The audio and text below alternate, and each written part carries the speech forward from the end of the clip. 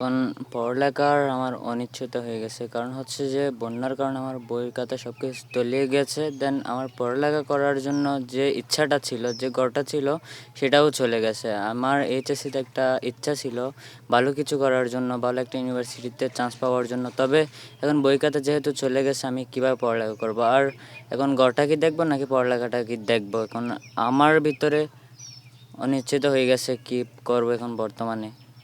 কারণ মূলত পানি সচরাচর এতটুকু উঠে না, আমরা মনে করছিলাম উঠবে না, তবে সেজন্য আমরা বই খাতা বা কোনো ঘরের কোনো জিনিসপত্র এখান থেকে সরাই নাই।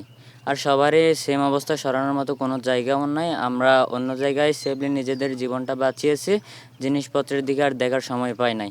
যার কারণে বই খাতা এখানে পানি যখন উঠেছিল তখন সব কিছু চলে গেছে, আর ঘর বাড়ি সব কিছু ভেঙে গেছে। এখন আমি কী করবো আমি নিজেও জানি না, কারণ এখন ঘরের অবস্থাও ভালো না, পরিবারেও চচ্চল যে আরেকটা কোনো কিছু করবে, বই খাতা আবার কিনবো সেরকম কোনো আশাও নাই আর, কারণ আমরা গরিব।